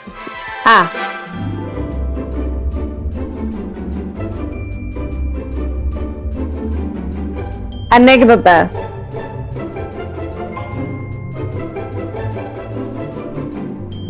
Gente que he conocido, gente importante, bueno, más bien que he visto, no tanto como conocer, porque conocer yo creo que es más profundo, ¿no? Conocer, sí, en el aspecto de compañeros de trabajo, gente de muchas partes del mundo, en la aviación extranjera, hay a los que no somos nacionales, nos llaman expat o expatriados. Ese es el título que nos ponen. Okay. Y dentro de los expat, pues he conocido gente muy interesante como de la Argentina, brasileños, he conocido europeos, alemanes, daneses, franceses, ingleses, y como te platicaba de la gente, los indios, que son gente muy alegre, muy agradable, los australianos, que son difíciles, tanto los australianos como los ingleses son gente especial, gente como los japoneses, gente increíble, con una cultura y una educación única. Yo creo que en ninguna parte del mundo tienen ese tipo de educación. Te encuentras cosas como un día, estaba con mi esposa, estábamos en Tokio y queremos ir a un templo, y nos paramos en la calle con el mapa, ¿no? El típico turista, ¿no? Que empieza a ver el mapa para dónde le voy a girar. Y se acercó un japonesito, y en su muy poco inglés, porque es curioso, en Japón casi no hablan inglés. Uh-huh. Con el poco inglés nos preguntó, ¿no?, que a dónde queríamos ir. Entonces ya le señalamos en el mapa dónde queríamos ir, y nos dijo, un momento, ¿no? Shotomate. De repente nos agarró de la mano, nos llevó a una parada de autobús. Llegó un autobús, se paró el autobús, el señor se subió al autobús, empezó a platicar con el chofer. Nosotros decíamos, ¿qué onda, no? ¿Qué pasa aquí? Se bajó, nos dijo que nos subiéramos, o sea, con señas, nos subimos al autobús, y entonces esa persona nos dio a entender que el chofer ya sabía a dónde iban. Sí, y nos dijo, adiós. Y nosotros, ¿qué onda? ¿Poco lo va a ver con nosotros, no? ¿No? Una persona iba caminando en la calle, se paró exclusivamente a ayudarte, uh-huh, para llegar. Nosotros nos subimos al autobús, el autobús agarró camino, y nosotros pues con la duda, ¿no?, de que le habrá dicho, no le habrá dicho, ¿qué? En determinado momento el chofer del autobús, lo vemos que se para a un lado de la calle, empieza a arreglar todas sus cosas, a guardar sus cositas y todo, se voltea, da las gracias al público que está arriba del autobús, se baja y se sube otro chofer. Nos dijimos, ¿y ahora? ¿Qué pasó? Ya nos van a llevar. El nuevo chofer llega, da la bienvenida, les da las gracias a la gente, y nos señaló a nosotros, se volteó, arregló sus cosas en el autobús, arrancó, y cuando iba a llegar al lugar, nos llamó y nos dijo, aquí se tienen que bajar. ¡Órale! Y nosotros así con la boca abierta, ¿no? No, ya que más nos gustaría que eso pasara aquí en México, ¿no? Aquí se sube, pero para quitarte las cosas, no para ayudarte. No, de veras. Sí, o sea, diferente cultura, ¿no? Es una cosa, en Japón es de veras, en ningún lado lo encuentras. Ningún lado encuentras eso. Porque los europeos son muy, ¿cómo te puedo decir? Son demasiado egoístas. Y no les interesa quién es al lado, nada. Ellos son ellos y punto, ¿no? Uh-huh. En Estados Unidos, bueno, ¿qué te voy a decir, no? Te ven como mexicano y No creo que, no todos son así, pero sí es muy distinta la situación. Ujú. Y los chinos, que también he viajado mucho a China con el trabajo, el chino también es una persona muy, muy seria, Ok. muy rara, muy rara. Ujú. No puedes decir que sean malos, pero es otra cultura totalmente distinta. Si tú dices y, ellos dicen no. Si tú das vuelta a la izquierda, ellos dan a la derecha. Es Muy cuadrados. muy distinta su cultura. Ujú. No se abrazan, no se besan, no se dan la mano. Así es su cultura. Nosotros, te digo, estuvimos 5 años en Singapur. Singapur es un paraíso Ujú.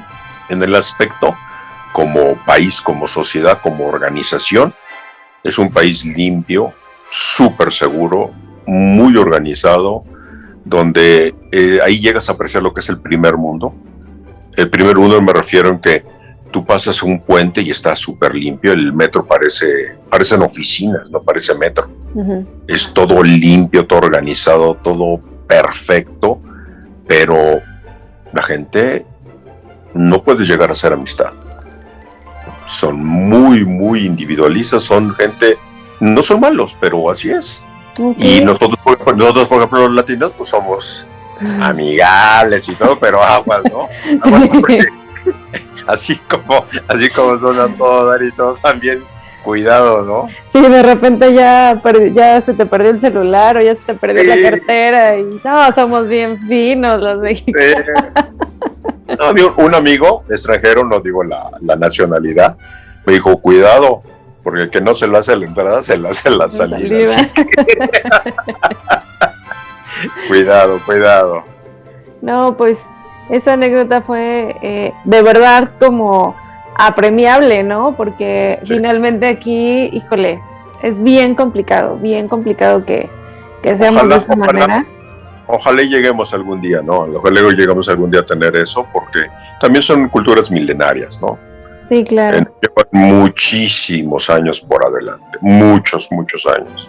Oye, Helios, ¿y alguna anécdota de niño o adolescente? Pues de niño que te puedo platicar, un día jugando con unos amiguitos afuera de la casa, te digo que en la Unidad de Independencia, como era una zona muy segura, porque la unidad era relativamente pequeña, estaba toda bardeada, estaba toda cerrada, y había muchísimos jardines, muchísimas áreas para jugar y todo. Un día jugando ahí con unos amiguitos, jugando fútbol para variar, como buen mexicano, que me tropiezo y voy de cabeza contra el filo de una banqueta y No me una digas. vieja en la frente, y ya sabes que la sangre en la cara así toda espantosa y todos espantados y todo, y no pasó nada, ¿no? Fue nada más un pequeño golpecillo allí. O sea, pero sí te tuvieron que coser o algo. Y me dieron unas puntadas porque así me caí de cabeza allí. Ya me imagino a tus papás. Uf, juntos, no, lo- imagínate. Pero te digo, nos salíamos, o sea, mi hermano y yo nos salíamos a jugar todo el día. O sea, ibas a la escuela, íbamos caminando, no tenías que usar coche, nada. Mm.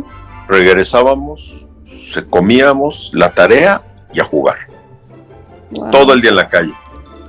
Mm. Y es algo que ahora pues ya no se hace, ¿no? Sí, claro. Es que realmente nuestros hijos ahora ya en Sí. esta sociedad no se pueden.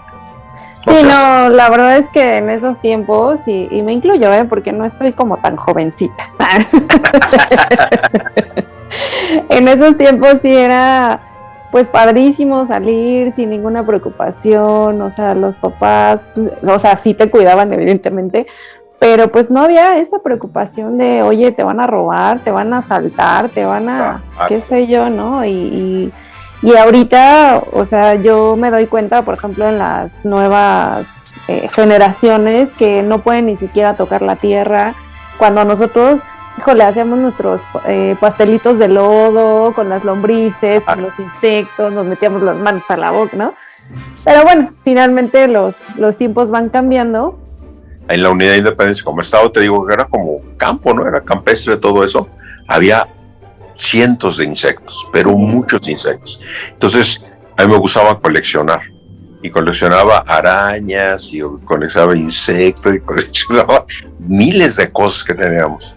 Ay, Ay, no. Mi mamá no lo aguantaba, ¿no? No, pues imagínate. Pero sí era, porque había mucho de eso, había mucha naturaleza. Sí, claro, la verdad es que disfrutabas esos tiempos distinto a lo que se está viviendo el día de hoy, ¿no? Pero yo siempre les digo a nuestras letritas que no pierdan esa como costumbre de los papás, de los tíos, de los abuelitos, ¿no? Porque finalmente el jugar el avioncito, el stop, el bote pateado, el fútbol, o sea, todo eso, todavía es bueno, ¿no? Todavía es lindo y digo, ya lo puedes jugar en... Mira, haces ejercicio. Otra, socializas, ¿no? Y no estás encerrado viendo porque ahora el problema es la maquinita, ¿no? La tablet y ahí las horas sin hacer nada. Sí, o los videojuegos, ¿no? Ya juegas ahí fútbol pero no es lo mismo experimentarlo a estarlo ahí con nada más agilizando los dedos, ¿no? Salir a hacer ejercicio, ¿no? Nosotros aquí te digo, tenemos en la Unidad Independiente tenemos un deportivo y entonces desde muy chiquito íbamos al jugar a fútbol, tomamos clases de judo y de natación. Entonces todo el día era ocupados, entonces era muy bonito, ¿no? Ahora desgraciadamente creo que eso ya es complicado. Sí, más con esta pandemia, ¿no? Que ahora debes de tener tu sana distancia y demás, pero bueno, es algo que ya debemos de aprender a vivir con eso, aunque salgamos con nuestro cubrebocas, ¿no? Exactamente. Pero pues sí, no perder de vista todas esas, pues llamémosla creencias o llamémosle juegos que pues nuestros antepasados pues nos heredan, ¿no? Exactamente. Entonces, pues qué bueno, Helios, muy buenas esas anécdotas y este tipo de charlas, estarlo experimentando en Abby y su sopa de letras. Y claro, ya vi. ¿Qué te parece si vamos a tu última letrita? Vámonos.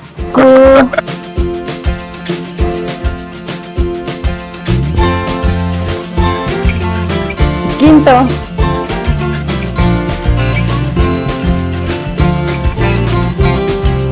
Bueno, quinto año de primaria. Yo creo que es los años más complicados, ¿eh?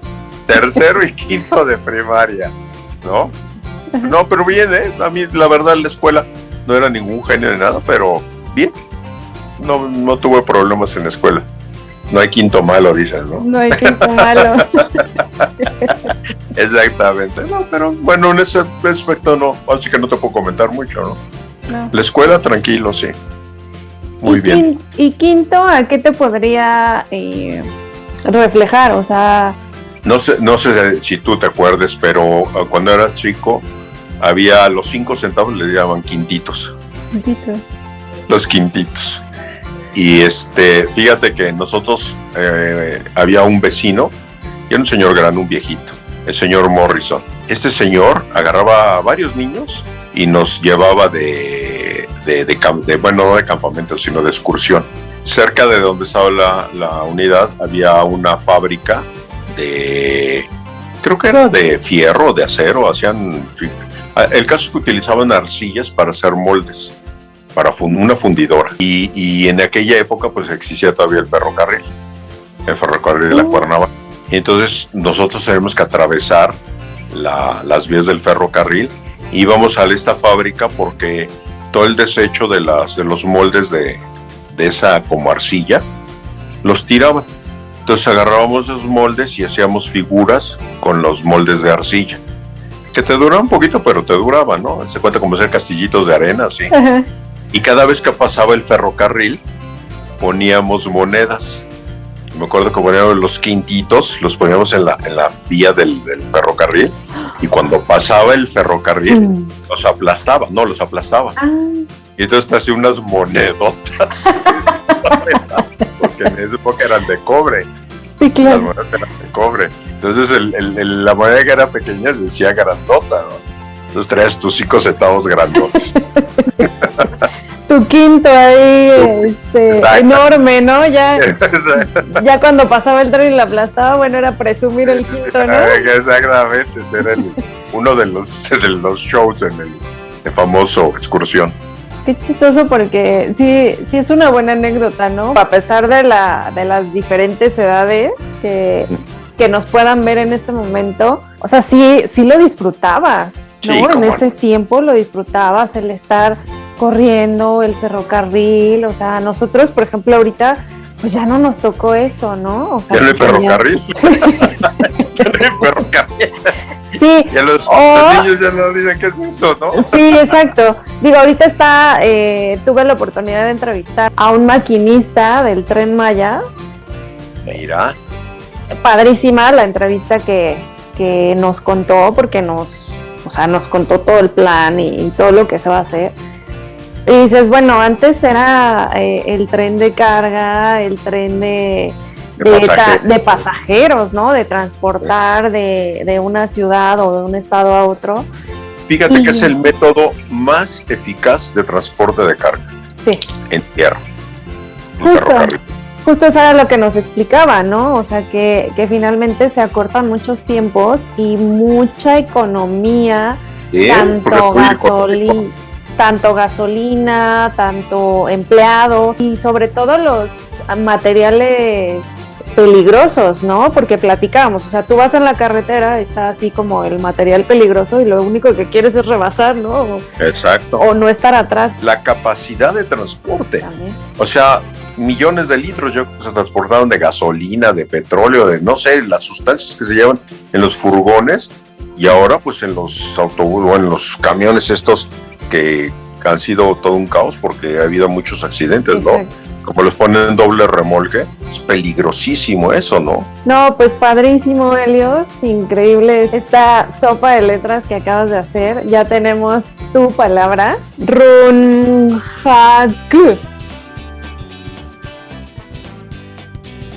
Helios, conocimos a Ricardo en un vuelo que desde niño él quería experimentar esos minutos, pero ahora como Helios tiene muchas anécdotas contándonos hasta el quinto. Esta sopa de letras que acabamos de hacer nos narra la historia de tu vida, haciendo una palabra única. Exactamente. Me gustaría que le pudieras dar un consejo a las letritas. Yo creo que todo se puede hacer. El problema muchas veces es que pierdes la dirección. Todos nos trazamos un objetivo, ¿no? Tú dices, yo voy a querer ser doctor. Y en determinado momento la vida es muy curiosa porque la vida te va llevando, es como un árbol. Tú vas subiendo por un tronco y de repente hay varias ramas. Entonces tú vas agarrándote las ramas y alguna rama se rompe y ya no puedes ir para allá. Entonces tienes que ir forzosamente, te va llevando.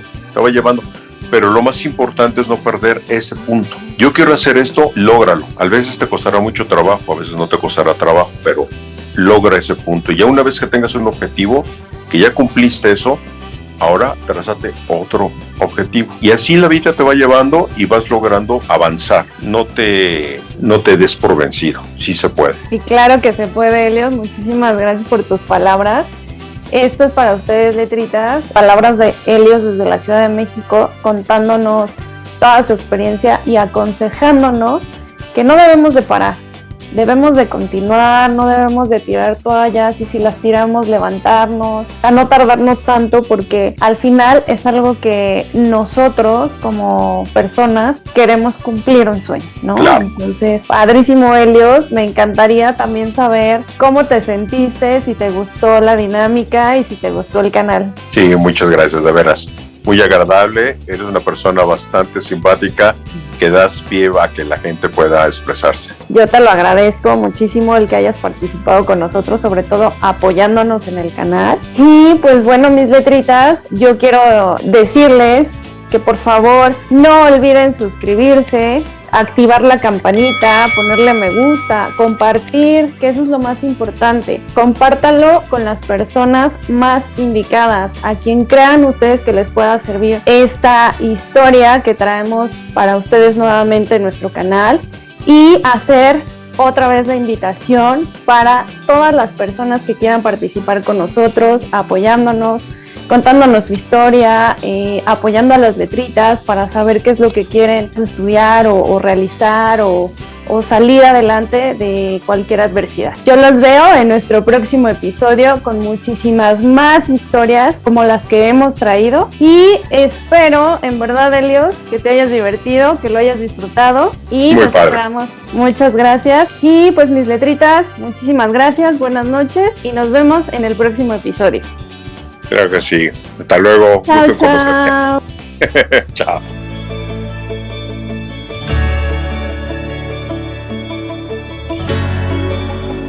Helios, muchísimas gracias por apoyar nuestro canal.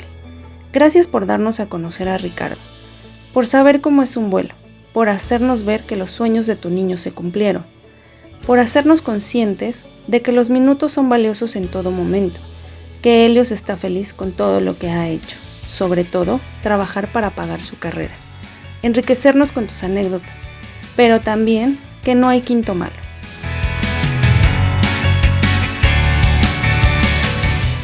Tanto los optimistas como los pesimistas contribuyen a nuestra sociedad.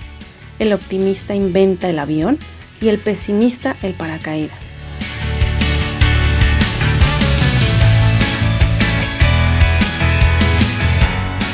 Cuanto mayor es la dificultad, más gloria hay en superarla. Los pilotos expertos obtienen su reputación de tormentas y tempestades. Epicteto. La aviación es una prueba que, dada la voluntad, tenemos la capacidad de lograr lo imposible. Eddie Rickenbacker.